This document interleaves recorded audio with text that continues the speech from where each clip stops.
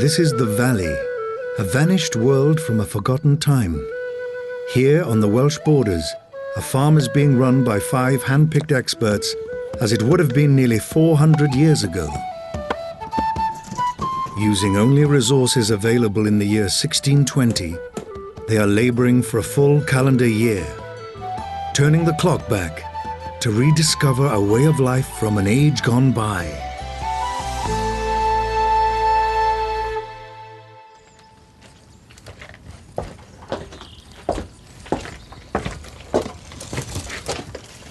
It's January now and it's our 5th month working on the farm, and the weather outside is pretty cold, wet and miserable. We've had to bring the cattle in, so that means we're mucking out once a day, which is a pretty strenuous job. But the biggest thing we're doing this month is harvesting our timber supplies. We need all this lightweight stuff for things like the copper to keep us well supplied with hot water, and it also will supply us with timber for the main fires in the hall and for doing a lot of repair works. We need it for repairing tools, for doing little bits of building work, which is a good time of year to catch up on. Now, great thing about the wells, it's one of the few bits of water that doesn't freeze up on us at this time of year. And a good supply of hot water from that copper is essential. But our biggest task of the month is the hedge laying. We've got to get those boundaries stock-proof before the spring, and this is the time to do it, when the leaves are off and the animals are away indoors.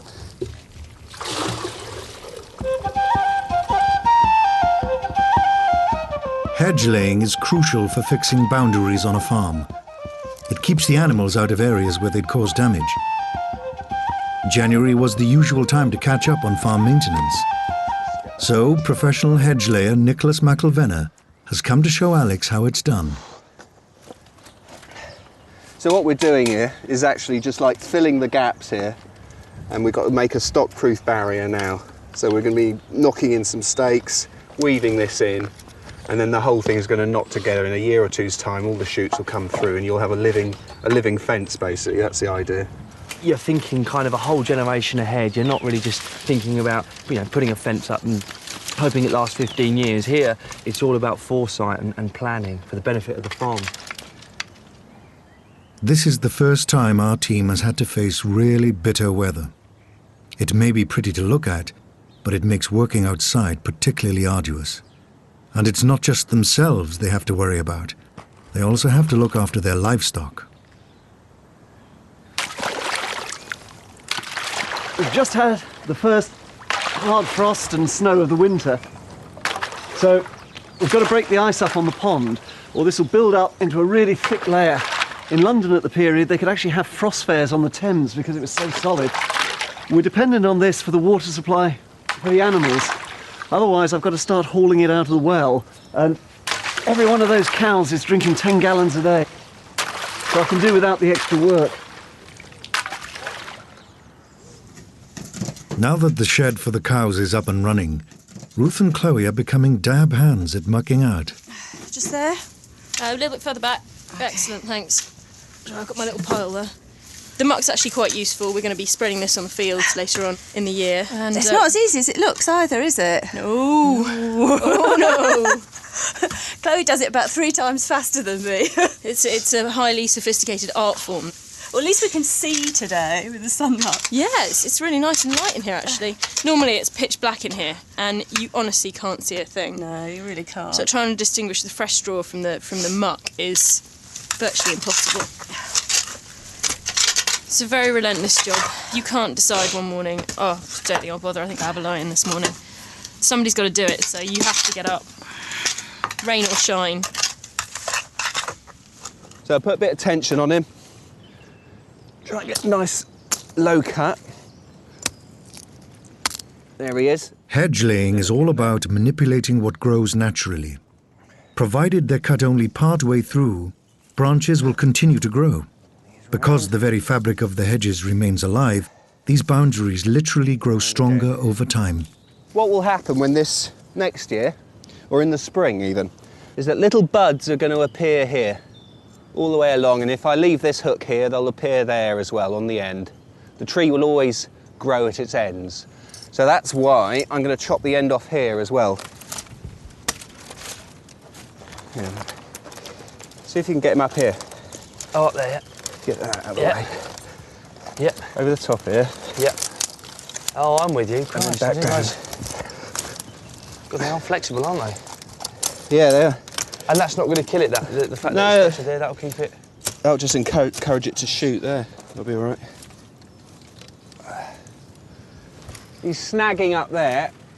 You can see where he's been rubbing on that branch. This may seem like a gentle, rustic pursuit, but it helps if hedge layers are natural acrobats.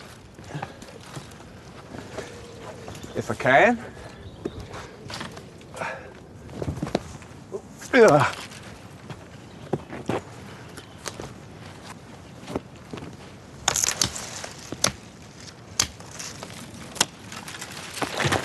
Of course, today, hedging is considered a skill, but back in the 17th century, it's just simply one of those jobs that you'd have to get done, and you'd have to know how to do it. And, of course, the skills it involves are very similar to many of the other jobs that I've been doing, in particular thatching as well, working with the hazels and the gads.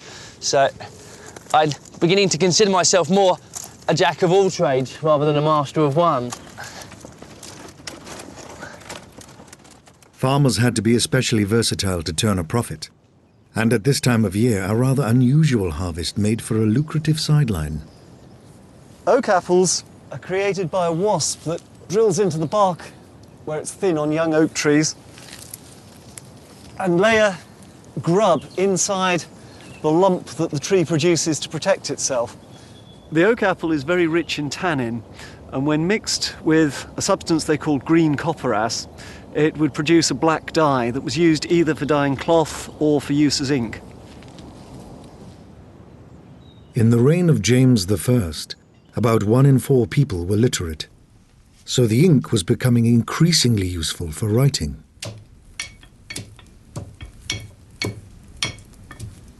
We have to grind the oak galls to a powder, and the finer the dust, the smoother our ink will be at the end of the day. We now take an old vessel to mix in. This ink is poisonous, so we can't risk anything we're ever going to cook in again. And then add the green copperas. So this they would have obtained from the merchants. And now a little water, not too much, or the ink will be too weak to work properly. Whoops. And then just stir. And so, simply and easily, we have ink.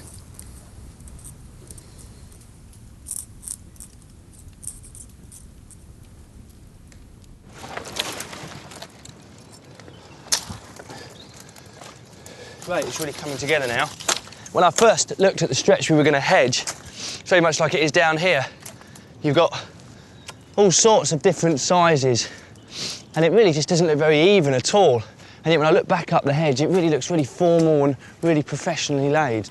The more thorn and scrub and things that are sticking out towards the stock, the more they're going to be put off it. It's not going to look like really great, and it keeps them away from the green shoots. So the aesthetics of it aren't that important. And really, the natural form of the trees will define what it looks like, and just trim it back roughly.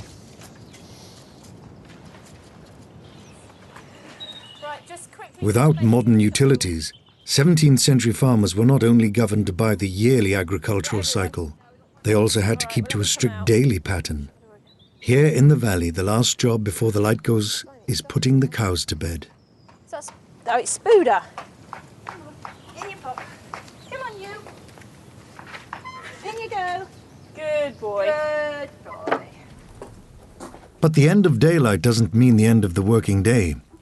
There are still jobs for Stuart and his son Alistair to be getting on with. There were many tasks that needed doing when you were fairly exhausted at the end of a long day and just sitting by the fire. Repairing the family's shoes was one of them. Every time I put one in, the next one bounces out. One of the best sources for the farmer's typical working day is a fellow called Gervase Markham, who was writing in 1613, and he described a slightly idealised plough Monday. This is the first ploughing day after 12th night, so early January. And he goes through from getting up well before dawn and going out with your lantern to tend to the stock, right through to the evening, supper time at 6, and then sitting by the fire, crushing crab apples, mending the shoes, before you have a final trip out, check the stock are bedded down well for the night, and you turn in about 9 o'clock-ish, get a good night's sleep because you're going to be up again at about 5 or 6 in the morning. I think if you actually tried to follow his regime to the letter, you'd probably collapse from exhaustion within a few months, even somebody who's used to it. But if you take it with a pinch of salt and add in a bit more sort of social drinking and all the other activities that we know there's a lot of evidence was going on, you're getting a fair idea of the pattern of the working day.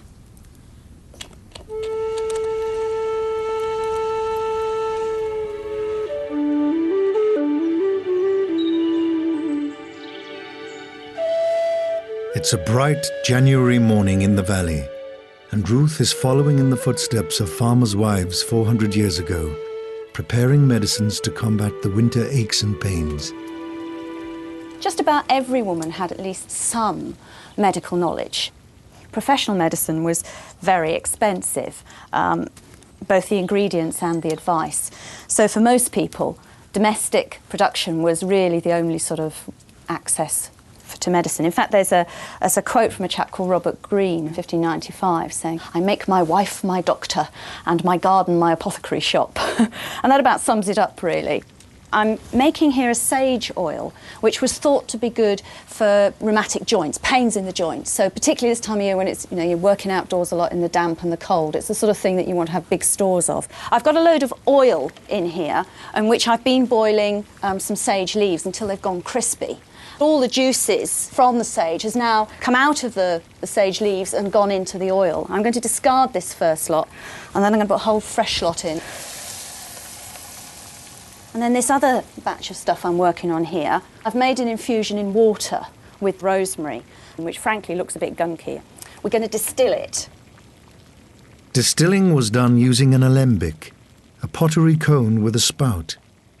By cooling it on the outside, the liquid condenses inside and slowly drips out. So I just wring that out and pop them round. And it's easy enough then to sort of just change your cloths if they dry out. By distilling, it was possible, even at home in the 17th century, to extract the essence of herbs and plants, not far removed from the essential oils that can be bought in chemists today. Steep enough. Down at the bottom end of the farm, in Elfield, Alex and Fons have been busy putting into practice their hedging skills.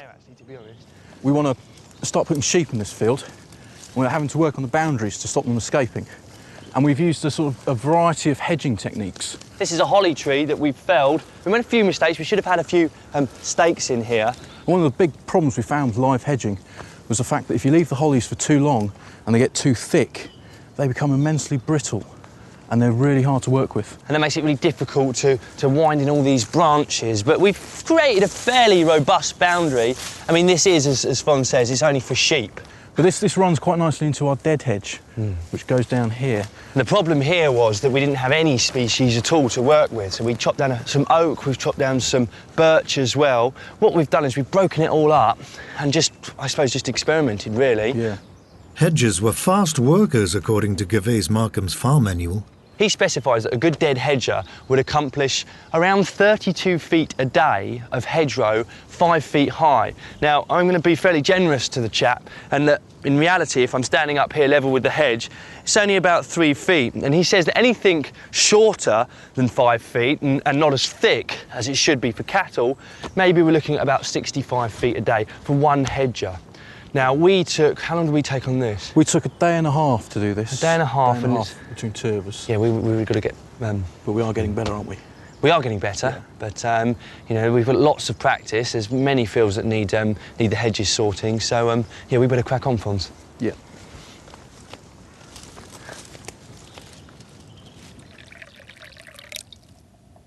By straining off the sage oil, it can be stored for later use.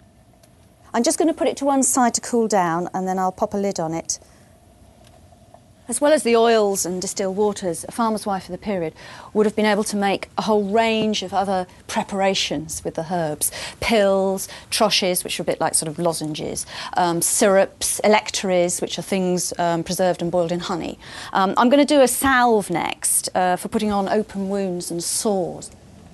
The main ingredient is elder buds, considered especially good for cooling wounds and preventing infection. To them are added some candle wax and a good dollop of pig fat. Just want it all to sort of melt together, so I'm going to take that straight off the heat, give it a bit of a stir, and then I shall put it straight away into a little pot to set solid.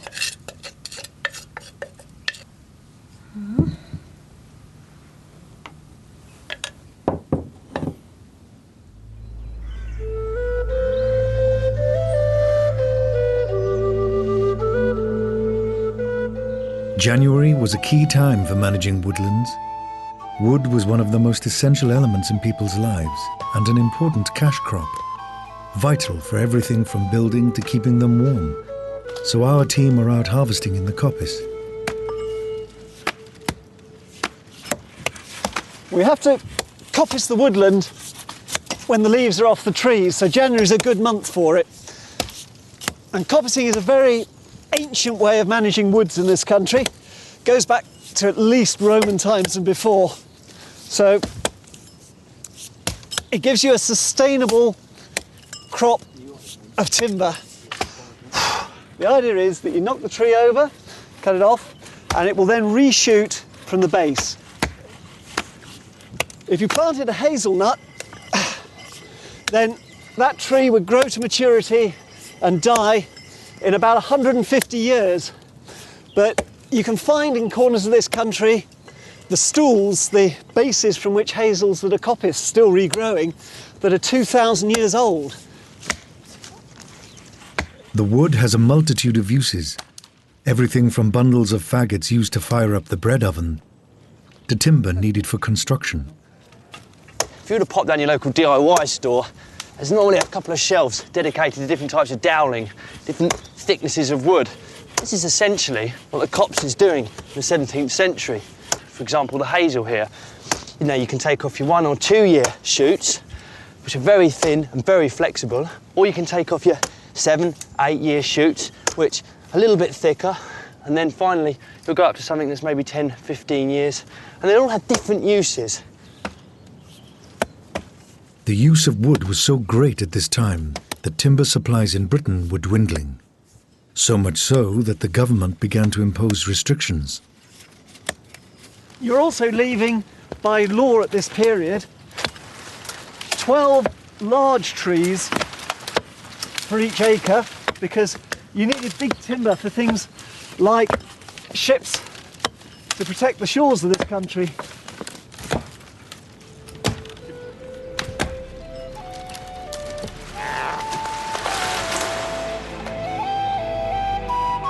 At the end of a long, hard day, Ruth has a chance to try out her 17th century remedies on her first willing patient.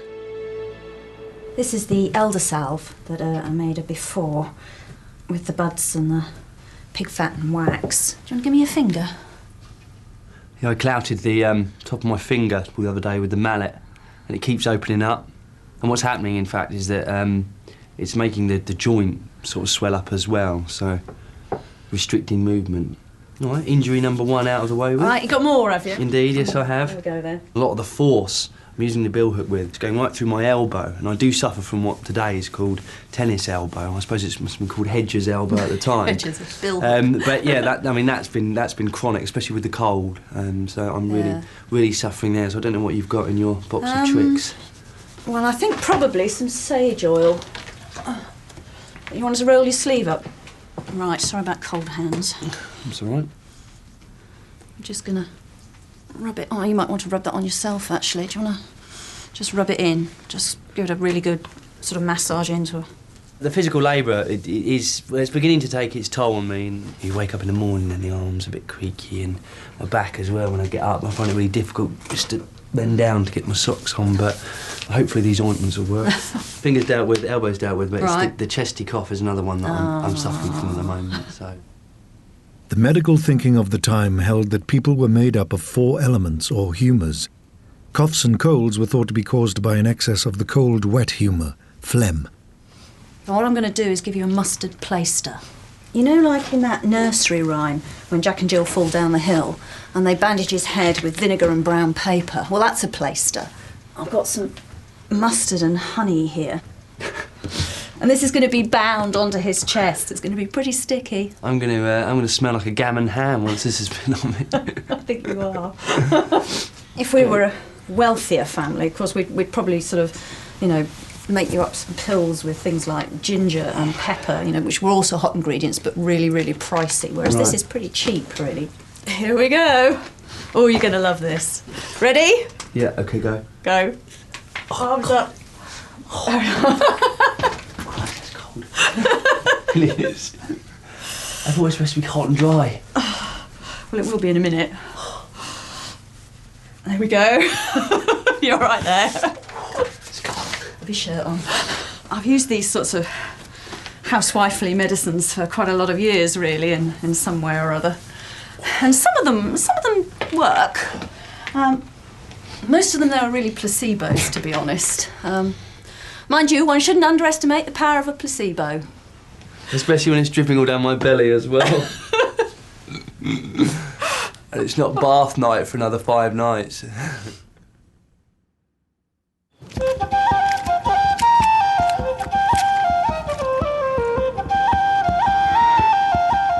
It's a new day. Time for Alex and Fons to take on the biggest project of the new year, Triangle Field. They've already cleared the mass of bracken and bramble that was here in September. Now they're trying to turn it into a working field where they can sow their spring crops. Without modern machinery, they're relying instead on the livestock. Come on. The cows will be the first animals that we'll take into the field, and they'll take off all the big stuff. Then after that, we'll be looking to get the sheep in there just to nibble down the last bits and pieces. And then finally, of course, the pigs will go in to root out all the roots and the tubers and all the grubs as well. I mean, this whole process of turning Triangle Field into arable land, it's something that would have taken place over probably many years, but we're going to accelerate the process. So it's a kind of unquantifiable workload for us. Come on.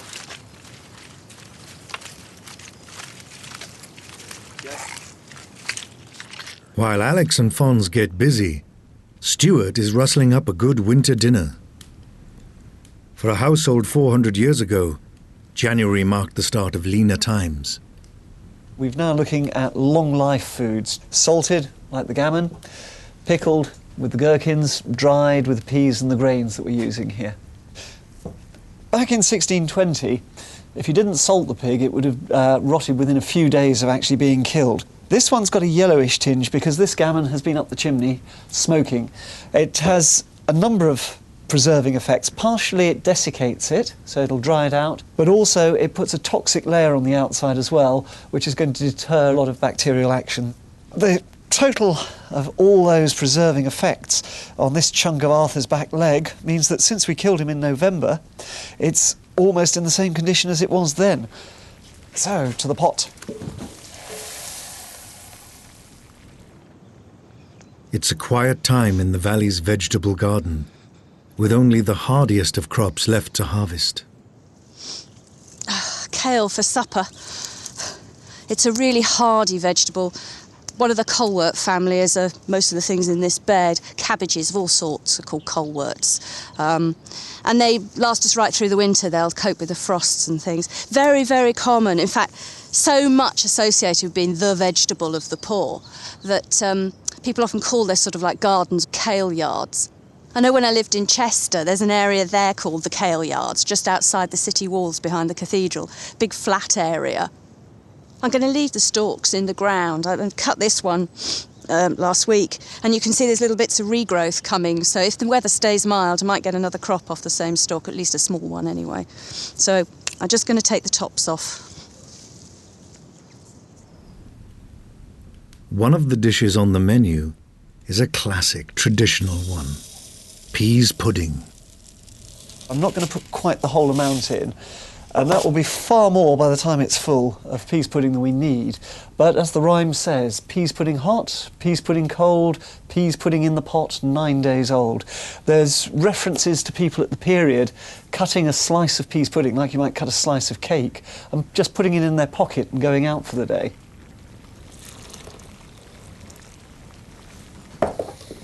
The next very simple dish, found right to the lowest social levels, is just a dish using whole grains. All we do is put this in the pot, boil it until the grains burst. It's got various names. Some areas it's called frummentry. In other areas, particularly down the West Country, they call it wash brew. If you can afford it, you can improve the flavour with a little milk or honey or whatever you can stretch to. Even wine if you're really well-to-do. So, into the pot.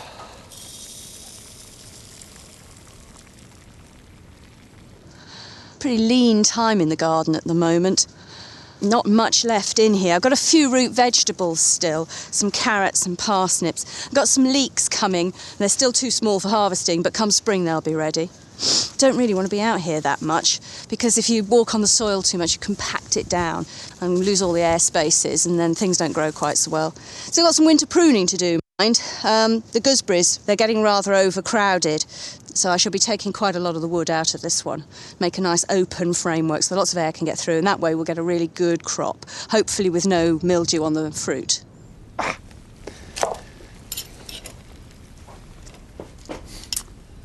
Yep, that's soft as butter. But it's far too hot to actually start stripping the rind off yet. So let's put that aside for a minute. The gammon is going to be seasoned with fresh herbs from the garden, rosemary and sage. Then the outer rind and excess fat has to be stripped off, the bone removed, and the meat smothered in a pastry case with lashings of butter. And away we go. Crimp it on.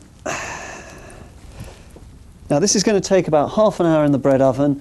The meat's pre-cooked, so all we're doing now is baking off the pastry.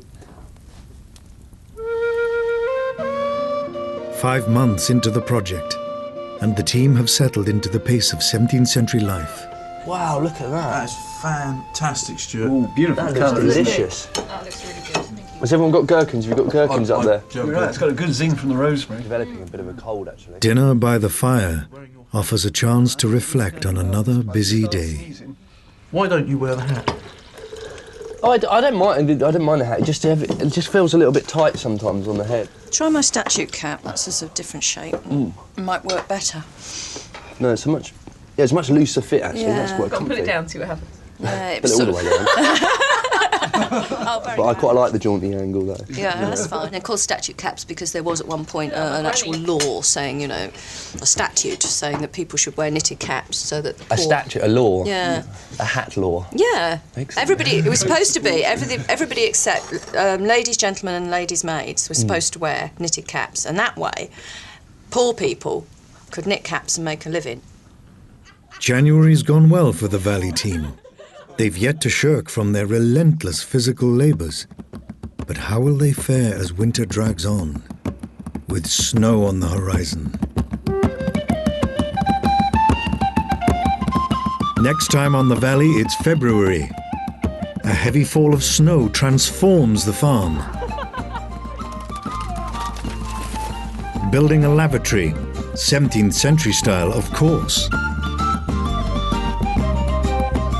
And it's time to bring the sheep in for a thorough checkup. You're not going anywhere, girl.